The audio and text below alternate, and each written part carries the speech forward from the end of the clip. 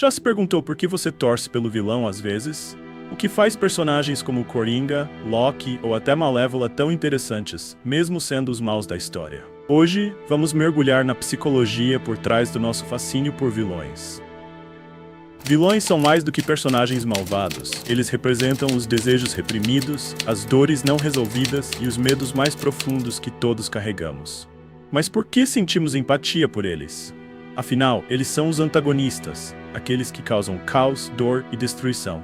Então, por que muitas vezes nos pegamos torcendo, ou pelo menos entendendo o lado deles? Uma das razões principais para a nossa empatia é que os vilões são humanos. Eles possuem fraquezas, traumas e muitas vezes motivações que fazem sentido. Isso nos conecta a eles de uma maneira quase inevitável. Por exemplo, Killmonger, em Pantera Negra.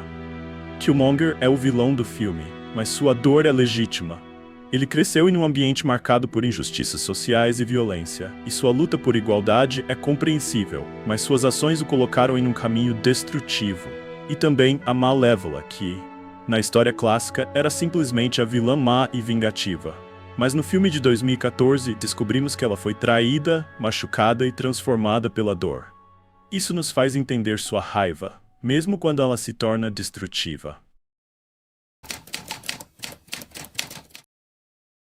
Outra razão pela qual sentimos empatia por vilões é que eles desafiam as regras. Eles fazem o que muitas vezes gostaríamos de fazer, mas não podemos por causa de normas sociais, leis ou moralidade. Por exemplo, o Coringa, que rejeita todas as normas sociais. Ele não se importa com as consequências e abraça o caos. Essa liberdade absoluta pode ser assustadora, mas também é fascinante, porque muitas vezes vivemos presos em regras que nos limitam.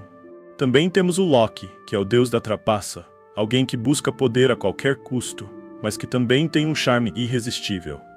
Ele representa aquele desejo de quebrar as regras e buscar o reconhecimento. E aqui está o ponto mais profundo. Os vilões nos atraem porque, no fundo, eles refletem partes de nós mesmos que preferimos não enxergar. Na psicologia, isso é o que Carl Jung chama de a sombra. A sombra é tudo aquilo que reprimimos em nós mesmos. Nossos medos, inseguranças e desejos que não queremos admitir. Um vilão vingativo pode despertar nossa raiva reprimida. Ou um vilão manipulador pode refletir aquele lado nosso que já tentou controlar uma situação de maneira injusta. Darth Vader começou como Anakin Skywalker, alguém cheio de esperança e potencial. Mas ele foi consumido pelo medo, pela dor e pela raiva, sentimentos que todos já experimentamos em algum nível. É por isso que sua história é tão poderosa.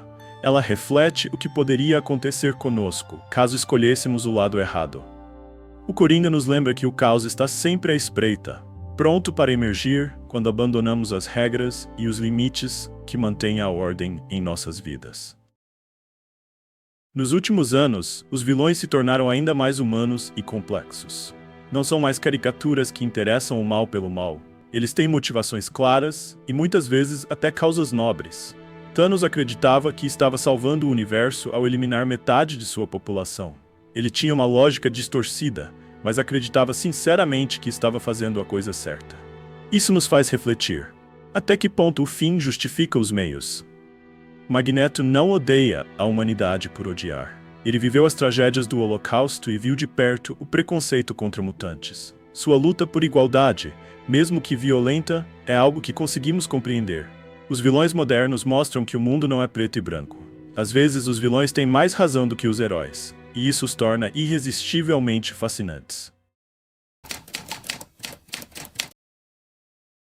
Se há algo que os vilões sabem fazer, é entender as pessoas. Eles têm um olhar refinado para comportamentos, emoções e fraquezas humanas. É isso que os torna tão eficientes, tão fascinantes e muitas vezes tão perigosos. Mas o que exatamente faz deles mestres do comportamento humano? Vilões são mestres em manipulação. Eles sabem usar as palavras certas no momento certo para virar o jogo a seu favor. Entendem como as emoções humanas funcionam, como o medo, a ambição ou o amor, e isso utilizam como suas maiores armas. O Imperador Palpatine manipula Anakin Skywalker ao longo dos anos. Ele observa sua vulnerabilidade, o medo de perder quem ama. Palpatine planta lentamente a ideia de que apenas o lado sombrio da força pode salvá-lo, transformando uma jovem promessa em Darth Vader. Outra habilidade dos vilões é identificar e explorar fraquezas. Eles enxergam o que muitas vezes nem mesmo o herói percebe sobre si mesmo.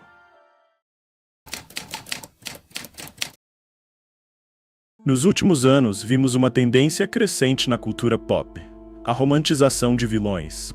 Eles são apresentados como carismáticos, atraentes e muitas vezes justificáveis em suas ações. Mas até que ponto isso é saudável? Romantizar vilões pode ser perigoso, tanto para a narrativa quanto para a forma como interpretamos comportamentos na vida real. Vilões modernos são frequentemente complexos e humanizados, o que os tornam fascinantes. No entanto, essa complexidade pode levar à idealização de suas atitudes negativas. Em Coringa, vemos um retrato profundo e humano de Arthur Fleck, que se transforma em vilão devido a traumas e negligência. Embora isso gere empatia, também corre o risco de complicações violentas ao vinculá-los ao sofrimento pessoal. Quando vilões são românticos, há o risco de normalizar ou até glamorizar comportamentos tóxicos, como manipulação, violência ou abuso de poder. O relacionamento da Arlequina com o Coringa é altamente abusivo, mas muitas vezes é romantizado como um tipo de amor trágico. Isso pode levar as pessoas a interpretar relacionamentos tóxicos como normais ou aceitáveis. Romantizar vilões pode influenciar de maneira como interpretamos comportamentos na vida real, especialmente entre jovens que consomem essas narrativas. Quando vilões são apresentados como heróis incompreendidos, pode haver uma confusão entre o que é certo e o errado. Isso pode levar à normalização de comportamentos destrutivos, como vingança ou manipulação.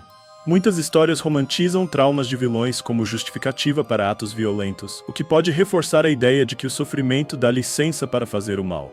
Na realidade, todos enfrentam desafios, mas nem todos escolhem caminhos destrutivos. Romantizar vilões é compreensível, pois eles são personagens complexos e carismáticos. No entanto, é importante lembrar que a ficção pode influenciar a nossa percepção da realidade. Devemos apreciar a profundidade desses personagens sem perder de vista os valores que queremos cultivar em nossas vidas. No final, a lição é clara: podemos aprender com os vilões, mas não devemos explicar o mal que eles representam. No final das contas, os vilões são espelhos que nos mostram que o bem e o mal não são absolutos, mas sim escolhas. E a verdadeira força do herói é a coragem de enfrentar esses dilemas, aprender com eles e, acima de tudo, manter seus valores. Agora que vemos ao fim deste vídeo, quero ouvir sua opinião. Qual vilão você acha mais fascinante? Existe algum que você fez compensar o que é certo ou errado? Deixe seu comentário abaixo. Quem sabe a gente não cria um vídeo só sobre ele? E claro, se você gostou desse conteúdo, não se esqueça de curtir o vídeo e se inscrever no canal para não perder nenhum episódio.